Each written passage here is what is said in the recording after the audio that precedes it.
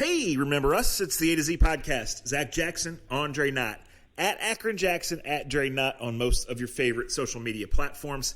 At Facebook.com/A to Z podcast and A to Z podcast.com. We're presented, as always, by Cleveland Scene, by the Honeymoon Grill, by American Fireworks, always open, even during this time, at AmericanFireworks.com.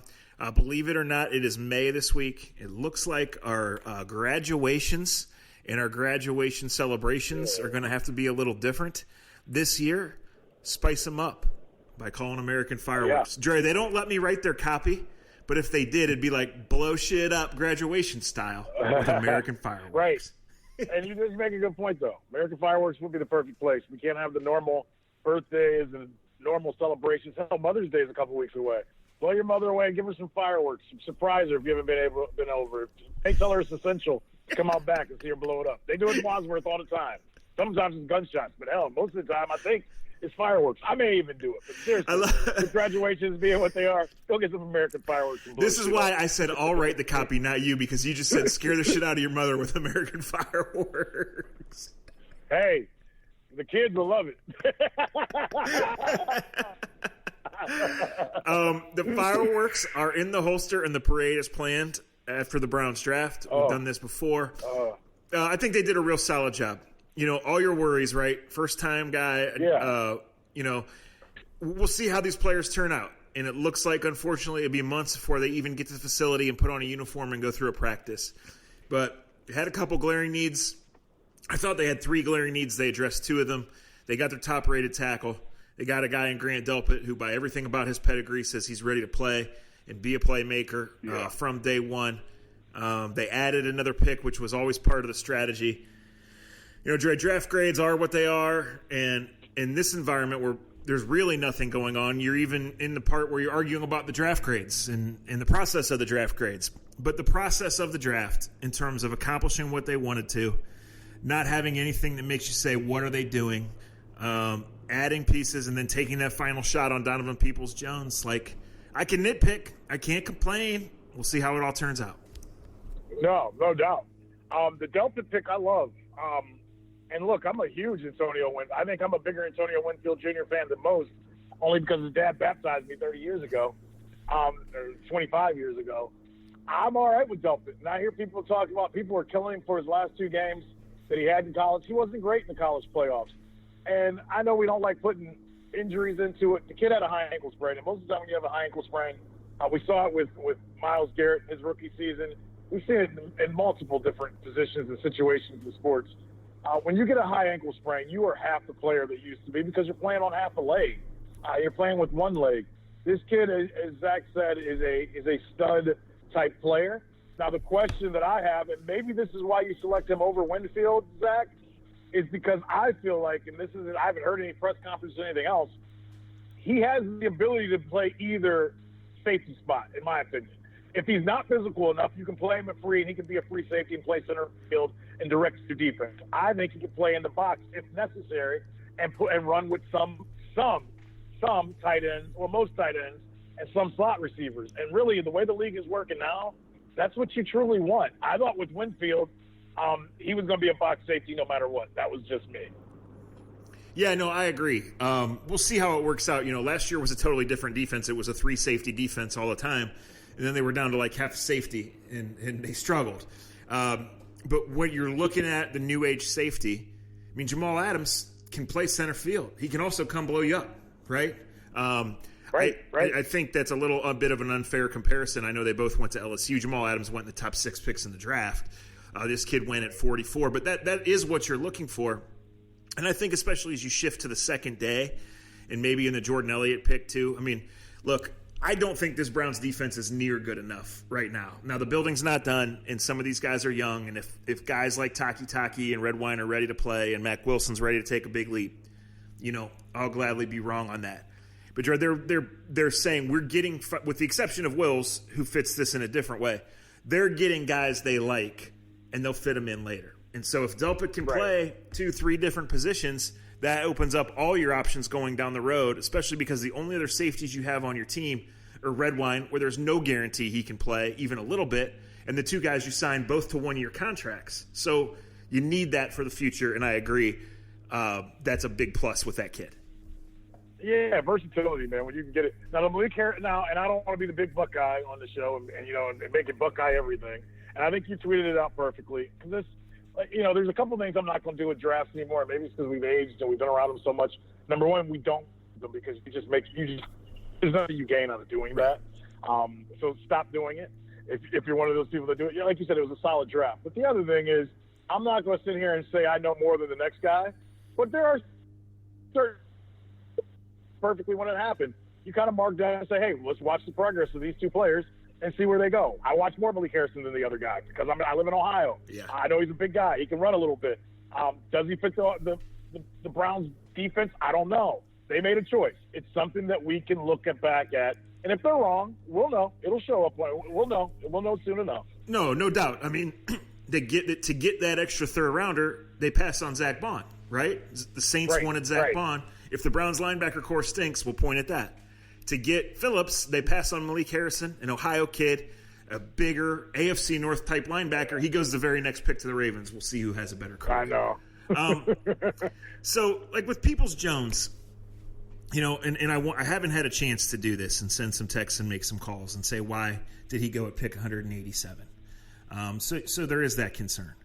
But Dre, you're talking about big-time pedigree, big-time size. You've seen the flashes, even though Michigan's offense sucked, their quarterback play sucked, and he was a little inconsistent himself. He can play in the slot. He can play a punt return. And most importantly to me, he doesn't have to play day one, game one. Right. So it's like, that's huge. Take whatever it is that pushed him down the board and made him like the 25th receiver off the board. Work on that. Let him get comfortable. And then say, hey, let's unleash this talent and go make people pay for passing on you. I don't know this about him because his pedigree says he should have been drafted in the second day, early. Just when you know his pedigree, he was everything coming out of Cass Tech. And for those that don't know Cass Tech in Detroit, I want to say Braylon Edwards went there. It's basically the Ignatius, the mentor of Detroit. They have guys every year, basically. Yes. They win. They have if you're a stud in that Detroit, Michigan area, like that school just produces them year in and year out. What was his combine like? Because when I look at his measurables and you look at he's 5-star this, he's that. I know the offense at Michigan was terrible. He went through a bunch of different quarterbacks. Did he not impress at the combine as well? No, his spark score. That's what I'm asking. His spark score was off the charts. It was the same as Henry Ruggs, who went number 12 in the draft. That's what I thought. Yeah. That's what I thought. So he's only getting drafted off of not putting up big production, basically? Yeah, see, I don't know. I watch a little That's the weird bit of Michigan football. Yeah, here's the thing. So many guys, the trick with evaluating receivers and defensive backs today is that very few of them do in college what you ask them to do in the NFL, right? It's just offenses are different and defenses are different. And very few defenses in the NFL, or in college football, plan to try to beat you 20-19, right? They play off. They don't do much bump and run, stuff like that. They plan to try to beat you 31-28 or 41-38, right? So I think some of it's that, and I don't know. Like I said, I'm going to ask, and I promise what I collect off the record, I will come back because we're going to talk about him. People are excited about him, and I get it. And it's not just because he's regional. I mean, you're right. Cass Tech comes down to St. Ed's every year or every other year, and it's like first to 50 wins, and there's like 15 scholarship players on the field, And when Urban Meyer, who coached wide receivers and tried like hell to get this guy, didn't lose many recruiting battles, period. When he comes out and says this is as good as a player as I've ever seen, then you take notice. Right. And it's the right pick. It's just the right time to take that chance, and we'll see. And that's the thing. The Browns have turned the talent corner. Look at this roster, specifically the offense, from even 2 years ago, and it's night and day. So for so many years and so many draft failures and all the reasons for them, maybe not the primary, but a consistent reason was too much expected too soon because the team flat out sucked, right? Yeah. Expectations on guys who are stepping up a level, who are dealing with getting money and having pressure and getting bump and run coverage and all these things for the first time. And now you got a guy who's 21 and you ask him to be really good when he's 23. All of a sudden, whatever the chances are that he's a hit, whatever the reasons are that he slipped, whatever the hesitation was of the 31 other teams 5 times over in some cases, right? That curve is lessened by the fact that you need him a year and a half, 2 years from now to be a big-time player. Yeah. And you don't even need him that because he was a 6th-round pick. Well, and that's the difference. In all honesty, that's the biggest difference about where the Browns are at. That you go in, you don't go into the draft looking for a savior anymore.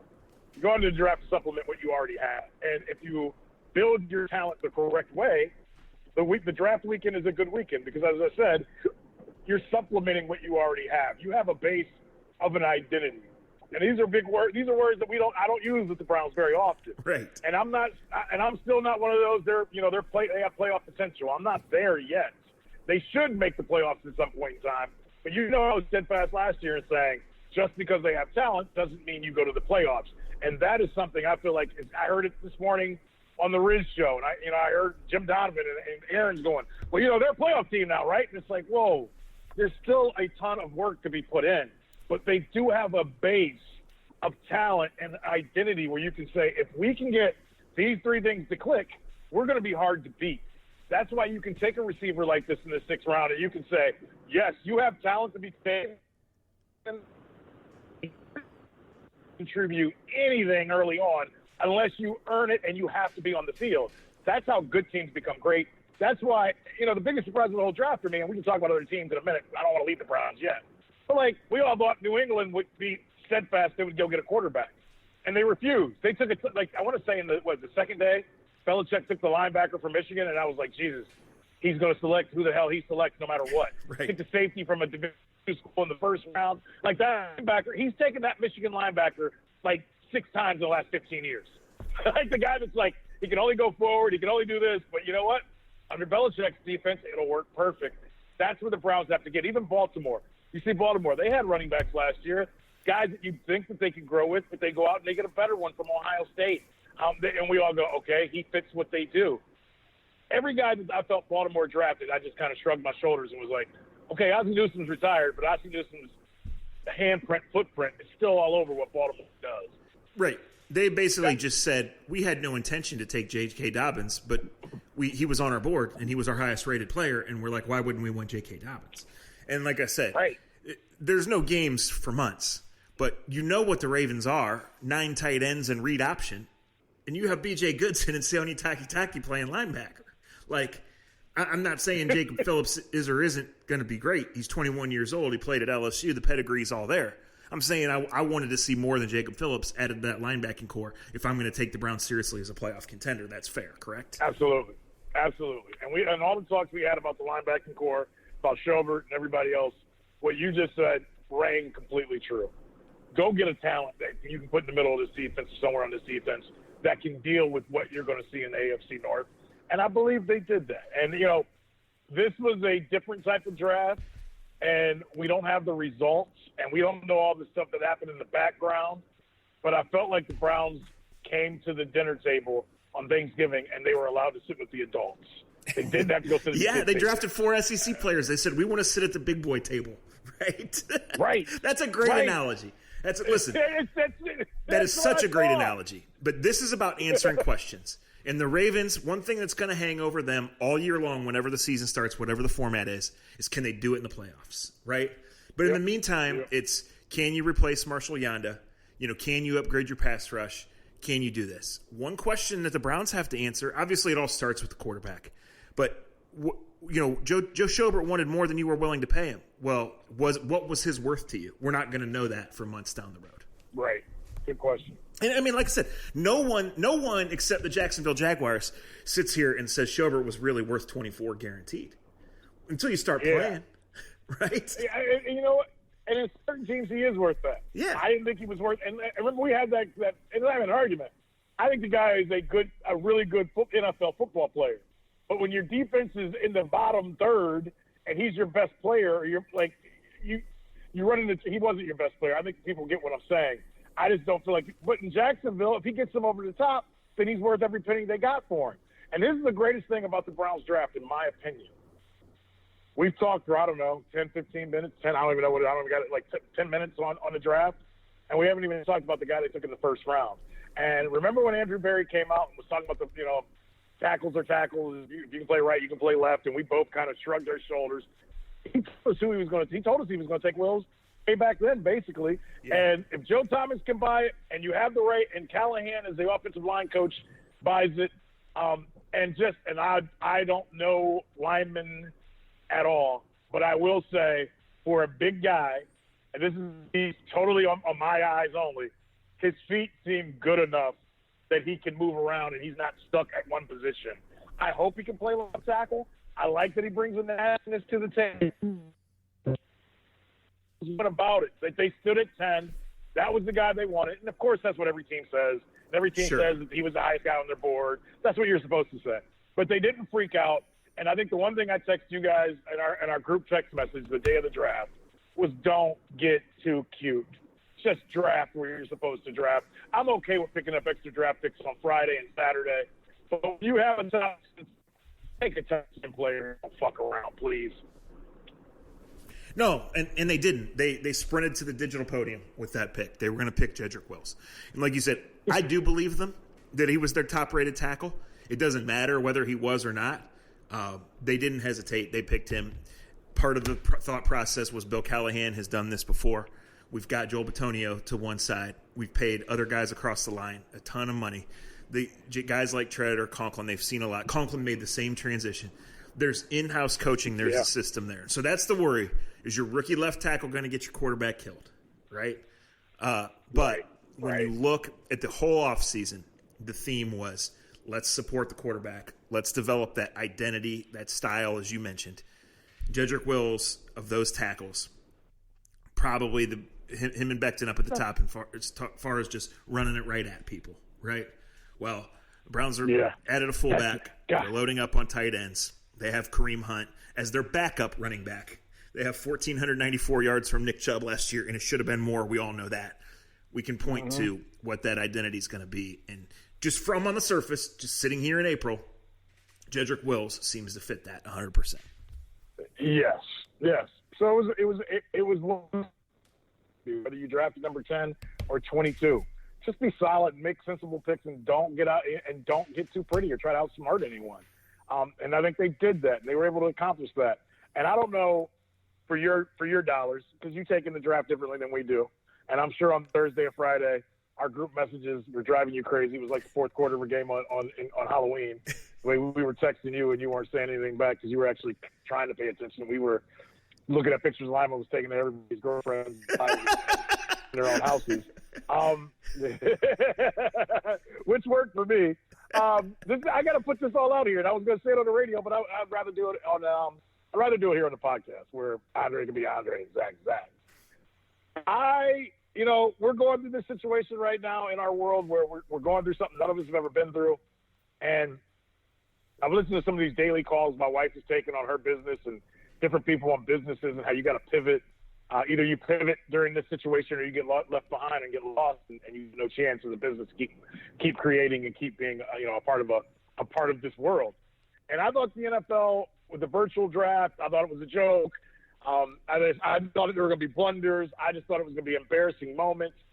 And other than Roger Goodell just being Roger Goodell, having no real personality to be in front of a camera, I think I like the draft better this way than being in New York. Now, there's some subtleties of it, and I'll admit this, and this is from reality TV, from watching a lot of TV with my wife and the shows that her and her friends watch. It was kind of fun to see the differences in everybody's houses, whether it was Cliff Clean Kingsbury looking like he was the cocaine dealer from the 1980s living in Miami, or if it was the coach of the Dolphins sitting there with his kids doing handshakes with his kids after they make draft picks, or whatever the hell was going on with our boy Tennessee's head coach, Stowe's finest. What was going on in their first from his girl. You just don't get these moments, Zach, when you put everybody in New York.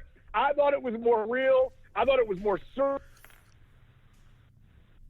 With everyone knowing that we're supposed to be social distancing, and you're only supposed to have 10 people around. And I had a debate with this, and there's no rights or wrongs in this. There are rights and wrongs, but everybody has their own thing. Dude, if I was getting ready to get drafted, and I had to have this conversation with my wife and a couple other people, because there were more than 10 people in most of those kids' houses. You would see people peeking around the corner. There was 20, 40, 50 people. And on one hand, at first, I'll be honest, I was like a parent and I was like frowning upon it. Then I thought about it and it was like, and that's what's so hard about what's going on right now. Nobody wants to get anybody sick. Yeah. Nobody wants to be a part of somebody losing 2 weeks of their life or just losing their life or hurting an older person or a younger person that you're around. But you also only get drafted in the first or second round of the NFL once. I don't know the right answer, Zach, and I'm not sitting here preaching, getting up on a hill saying what we should and should not be doing. But I thought this past weekend was a great look inside the people, how we're all trying to deal with social distancing, with birthday parties, with marriages, with funerals, with, we talked about it, graduations. And this is the best graduation that any of these kids will ever have. And I'll be completely honest, a week ago I would have told you, no, it'd only be my father, my mother, and my agent in my living room. And I would call bullshit on that a week later, and I probably would have had all my favorite friends, cousins, and everybody else hiding all around my house. I don't know how I would have handled it, but I'm kind of glad that we got to see a scope into how one part of the U.S. is handling it right now. Two things. One, I would absolutely rather see that for every guy than the awkward handshake with Roger Goodell, right? Yes. I'm going to text you after the pod and tell you who I compare Roger Goodell to, and you're going to shit your pants laughing. Oh, boy. Can't wait. But, two, quarantine, non-sports, sports radio, right? We're to the point where we're searching for subjects. If one of them was which sports figure would you be for 1 week, Cliff Kingsbury's got to be on that short list. Absolutely. And he ain't won shit. But he's on there. 216-578-0092. His house is worth the house he's in is worth $4.4 million. And that house looks unbelievable, right? The house across the street from it is worth $7.4 million. That's what I do in quarantine time. I ain't got nobody. I just look up stats on houses. dude goes under 500, gets fired from a job in Lubbock, Texas. Breaks up with Holly Saunders and moves to his $4.4 million crib in Phoenix to coach the Arizona Cardinals and gets the number 1 pick in the draft. To coach a quarterback that's my height. Tony Grossi would call him something else. he had another fine weekend. He's a big-time performer. Anyway, the weather's nice today. Why don't you tell everybody what you're doing this afternoon? Because I think some people will get a chuckle out of it. It is 8. Yes. I have been home from Arizona since March 16th or 17th, somewhere around there, 18th. And I am currently driving to Progressive Field to pick up my luggage because I was in such a rush. When you do this, and I'll explain it a little better. Every year, I come out early, obviously, to spring training, and the Indians are real cool with they have two trucks that actually drive from Cleveland to Arizona with the players' equipment, all the stuff they want from Progressive Field that they want in Arizona. And they usually let us know ahead of time. They let the radio TV guys know comes on the truck, or you want to, whatever you want to throw on the truck, throw it on the truck. We'll put it out there so you don't have to fly with it. This year, I was going to bring my kids' bikes, and for some reason, I forgot and didn't send them out there. My kids wanted to kill me. Well, Zach, lo and behold, because I forgot, they've had their bikes since we've been back home. Right. They think I'm the smartest dad ever. But so I didn't send anything out on the team truck. But when it was time to boogie and get back home, and everything was kind of going crazy, I basically left my 2 biggest suitcases filled with basically my summer shorts, my work shirts, but a ton of stuff. Like my 2 biggest suitcases I have, it's got my kids' summer clothes. But I basically let them come back with a truck. And usually in normal life, the first home game of the season, I bring them home. Well, since we've social distancing, I haven't even asked about my luggage. I've just left it at Progressive Field. And finally, I was talking to somebody from the team, and it randomly came up, and they're like, "You haven't come got your luggage yet?" And I'm like, "Hell no!" I was like, I wasn't going nowhere for a month. So I figured today would be a good day to go see what the rest of it must be nice. It must be nice. I really didn't miss it. But the other day, I was looking for a belt. I haven't worn a belt in 6 weeks, 7 weeks, and there's hit me because I never went to the stadium and got my clothes. That's why. So that's what I'm doing currently. Yeah, I mean that's the times. So that leads me to this. It'll be about 6-7 weeks, right, since everything shut down. So yeah, when that happened, I was about 10 days from going on 2 work trips in a span of 2 weeks. So I kind of needed a haircut, but I was waiting till a little bit closer, because I wanted to have a fresh one for my trips, right? Didn't want to have to worry about it when I came back. I generally get my hair cut about every 3 weeks. I'm not anal about it on a certain time. I go to the same guy. He knows I have goofy hours and we occasionally work stuff out, but generally I get it cut every 3-ish weeks, right? And thing is, I feel it when it's on my neck, when it's on my ears, when it's time, right? And I have a face for radio anyway. So at this point, my hair is real long, real long. And over the last week or so, it's kind of taken a turn. So, you're the wrong person to talk hairlines with. You've been shaving yours since as long as I've really known you. Yeah, right. And even when you rocked the high top fade back in the day, it was a low top high top fade. It wasn't especially big. Top fade. I'm 40, and the hairline's not where it was, but it's pretty darn good. And depending on where you lay it or what angle you look at, like I was starting to get a little worried because I think it, as it does for people of a certain age, starts to recede fast. But I got to tell you, over the last week, this fucking mop has grown. I mean, I am just ready for a straight bowl cut. Either a straight, cut it all off, or honestly let someone put a bowl on top of my head and give me the old-fashioned bowl cut like I had when I was in first grade and let it rock from there. What do you think? I say just let it grow, because you mentioned something.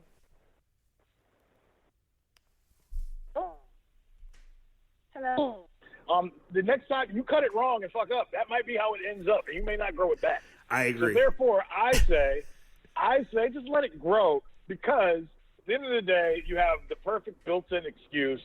I think everyone has the perfect built-in excuse. And because of how life goes, you may need a memory or two for what you've gone through the last 6-7 weeks. And a picture or two of your hair looking like complete crap and you looking like a true bum may be the perfect way to remember 2020. Because we get so engaged in today and what's going on in our lives now that how many times do we all say to ourselves, man, 2007 was that long ago? 2017 was that long? The Cavs won a championship? Like, the thing I'm taking from this, time fucking flies. I know that right now it doesn't feel like it flies.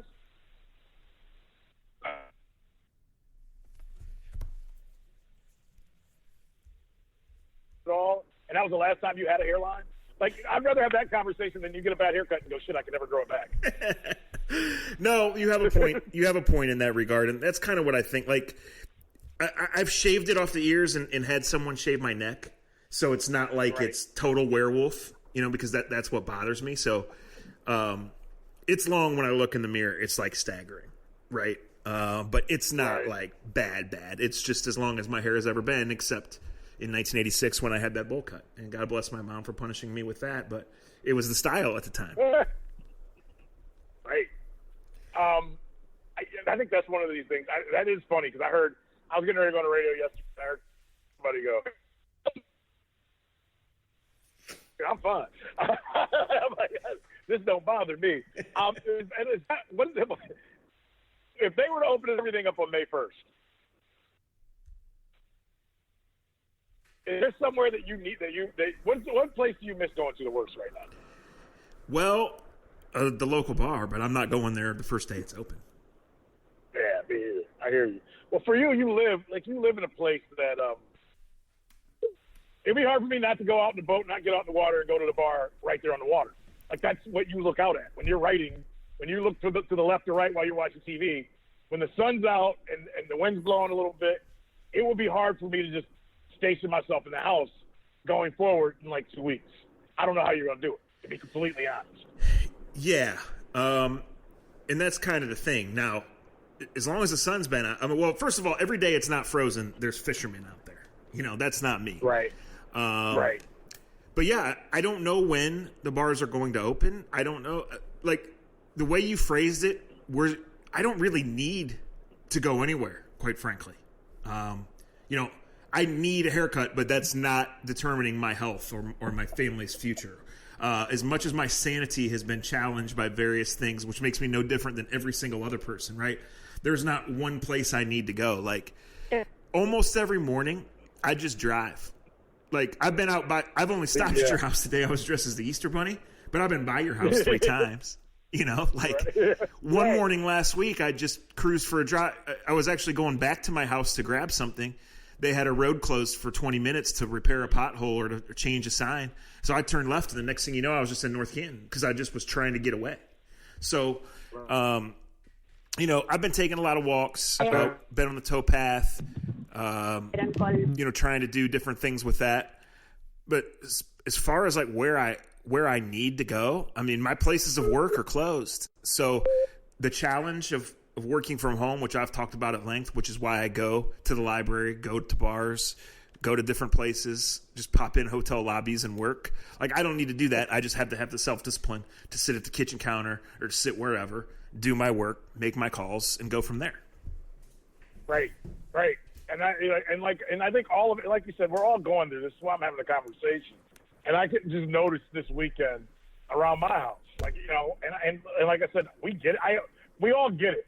But at the same time, I know I can't be just selfish now and like all right, for 7 weeks I did the social distancing. I can't take it anymore. But you see more people with cars at their house. You see more people having parties at their house. I don't know. Like, I guess the biggest worry I have right now with all of this, because I want to go back to work. To be completely and sure. on a selfish part of this, yes, I want to go back to work. But on the other hand, I feel like I just don't want any hiccups. I know that we're not through this already. Like, we still have some time before we're not going to feel comfortable. Games are going to be different. God, I hope that college football and NFL football starts on time, but I don't know. But I just don't want people to get comfortable and all of a sudden 4 weeks from now, holy hell breaks out and we take 8 steps back and we truly don't have anything else the rest of the year sports-wise. Right. And that could happen. Now, there is even though you have been quarantined, you have not left your house at all. There's a possibility that baseball will quarantine you before you can go back to work, correct? Right, correct, right. Yeah. That's the other reason I've laid low is because I have a feeling for any of us to come back, we're all going to get tested. Mm-hmm. And it's like there's so many unknowns in all of this, and there's so many you answer one question and 5 more questions come about. But yeah, the way it looks early on, it's like if you want to be around them, you're going to have to be checked and clean. And who freaking knows? I keep hearing that we think. I did an interview with Tito that's going to run on Tuesday on Sports Time. He told me that, and everything he's told me that was off the record, some of it's already come true. But he's already told me that what he said is, from what he's gathered, they are going to try to play baseball. They're going to go all out to try to do it. So keep your fingers crossed and hope it happens. But, like I said, watching the draft was funny because you saw kids having the best times of their life, and you start looking around rooms, and you're just like, if we were doing this in any other setting, people would be complaining. But because it was a draft and people were happy, and it's the biggest moment of some of these kids' lives, I think for the most part, and I didn't hear people complaining about it, but I'm sure they were. No. They're kind of like, yeah, I get it. Right. All right, so the draft is over. This Saturday is the first Saturday in May, which would mean the Kentucky Derby, which would mean in the NBA playoffs, either Game 7 of a Round 1 series or Game 1 of a Round 2 series. Kentucky Derby Saturday is when Mayweather fought Pacquiao, right? Yeah, best weekends of the year. One of the best weekends of the year. Yeah. This one usually. Yeah, NBA games on Friday night and on Sunday afternoon, Yes. Yeah. So what's next in the sports world is, it's uncertain. They're bringing soccer back in Germany. Dana White is doing that sport. But everybody else doing is Dana White shit. Everybody else is still waiting. And, normally I'd be covering a rookie minicamp this weekend, right? You would be at a 3-game weekend series, either here I'd be or in St. Pete. I'd be in St. Pete right now, hungover, getting on the bus, getting ready to go to the ballpark. Yeah. Yeah. So it's interesting. That's for sure. It really is. Yeah. What's next in sports? We don't know. Yeah, but I think we are getting closer. But like I said, we can't get cocky and think we got this thing. And I'm not a governor. I'm definitely not the president. Keep your bleach with your clothes. But I think we're getting closer. But I can see the arrogance of us coming, because you know why? And I'm saying this about you and I first and foremost. As a group, we're not used to hearing people tell us no, and people all doing it. You're right. You know what I mean? Like it's like. And it's people like, I can creep, I can cheat, I can go grab a couple drinks with my buddy, I can go do this, I can do, and it becomes, oh shit, there's 15 people. Like I saw like a video like in Georgia or Atlanta this past weekend, first day out, and you would have thought it was Mardi Gras, and like everybody had to come out and show their car, like everybody had to hang out, because it's like, man, this ain't that bad of a sentence in life, you dumbasses. You can chill out for another weekend at home, and you'll be okay. Please do it. Yeah, that's the thing. I have played golf a few times, walking and riding. Obviously, you ride by yourself. It's strange. I feel comfortable. They're not allowed to sell alcohol and ice and things in there, so it's kind of different. Now, where I play, it's always bring your own beer, whether it's legal or not. But anyway, that's for a different discussion. But I can tell you this: like, I have not touched anyone that I've played golf with. I have safely tailgated. Now, I'm much more anxious to wash my hands the second we're done. But if you're playing golf, you're usually doing that anyway. Quite frankly, I'm just more anxious to do it, right? Right. And I have, sat in a neighbor's garage or sat on the deck, but like running to a bar. I mean, my only awkward experiences, Dre, has been in stores, and I've tried to limit that. And frankly, it's more just about the looks people give and just the bizarre shit. Like, I have a friend who lives not far, but 2 neighborhoods away. And on one of my drives one morning, I had nothing to do. So instead of going straight home, I peeled back in his neighborhood and just to see if he was out with the kids. And he wasn't. But just the number of people walking around and doing things in masks, it was like, this is like a movie. And I would have never, ever, ever guessed that we would have been doing something like this. Yeah, I agree. I'm in my car right now. I have a mask in front of me. I haven't put it on yet, but I know that where I'm going. It's like you said. It's like a bad movie where you're like, damn, that's crazy. But we've bought masks. We have them just in case. And at times I feel like I don't want to say we're overdoing it. I'm talking about my family. But at the same time, I'd rather overdo it than underdo it at this point in time. Does that make sense? No, yeah, makes perfect sense. It's like I don't feel completely comfortable with everything, but if I can do a little bit more to make sure this doesn't become a catastrophe for me or my family, then I'm a dumbass not to go the extra step and go a little bit further on it. That's exactly right. Like, one of my friends who lives a neighborhood away, I've said, hey, we're going to be tomorrow night. We're having a few beers in the garage, and he said, I appreciate the offer, and I'm glad you guys are doing that for your sanity. He said, but I got 3 little ones, and we've just decided that until they say it's clear that I'm going to stay here. And I said, hey, that's fine. That's perfectly fine and understandable and how it has to be. All right, couple things. Thanks, guys, for your support. Honeymoon Grill is open every day, online ordering, curbside. They have a drive-through. Go there and support them. We mentioned American Fireworks. They have all the stuff for all your virtual graduation parties, gender reveals, divorce parties. I heard of a Zoom wedding reception the other day. Look them up at AmericanFireworks.com. They will take care of you. Apologies if Dre faded out a couple of times early in the call. That was on me for not. I know that shocks you that I messed up something technology-wise. And anyway, one other story, and I think we both had this on our Instagram, or maybe it was just on Dre's Twitter. It's 2-3 weeks ago now when I dressed up on Easter to try to get some laughs out of people in this strange time. Apparently my high school basketball coach follows me on Instagram because he lives directly across the street from one of my friends. And last week I was dropping something off on their front porch in the middle of the day, and so I jogged up there, and I left it. And as I was coming back to the car, he came outside, and he said, "Zach." And I said, "Hi, Coach." And he said, "Why didn't you come over here on Easter? I'm crushed." And I said, "Coach, I always knew I'd make you proud. So now that I'm 40 and I'm dressing as a fucking Easter bunny, I'm glad I could accomplish that." That is tremendous. I got to ask you this before we go, if we're going. We're 40% into the Last Dance. Yeah. I thought last night's was really good because I think the shot here. I was at the game, the shot, and they went through it. And obviously, I was like 9 or 10 when it happened, with outrage.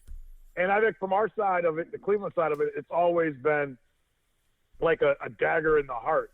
But seeing it the way they showed it, it did show that was like the next step for Michael. Like the shot was a big deal, and you hear him, "Go to fuck home" is what he's yelling that was. I was glad I got to see that from another side. It never felt good. It never was something that I was like proud of. It was something that always kind of, every time I saw the shot before last night, it was always going to be like, here we go again. Right. But it was cool to see it from the other side. The other thing is that I'll take from this so far, and it's been excellent. I got no complaints. But damn, Michael is heartless, and he kind of snitches like Kobe snitched. Kobe was really Michael Jordan. Like telling on Scotty Burrell the way he did, telling on the cocaine going on with all his teammates when he came in. Jordan is a GOAT, but damn, you got to quit telling on everybody, man. And he hates Isaiah Thomas. I love that. So I do want to talk more in depth, and I watched the first 2 episodes, and I was mesmerized. But last night I went to bed. The draft all week. Okay. Led to Sunday, cleaning up some things, and then drinking myself long to bed before 9 o'clock. So I am not caught up, but that's another thing. Kudos to ESPN for moving that up and getting that out there while people want to see it. And I mean, that's our wheelhouse. I wasn't at the shot. I was at the Coliseum the night he scored 69.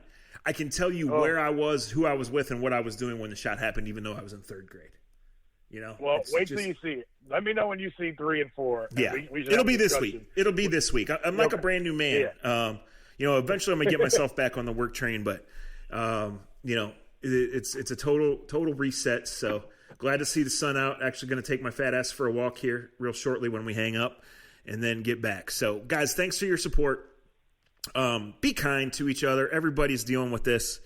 The other day I had to stop some idiots on Twitter, and it's not my responsibility, but it's like just be less stupid than normal.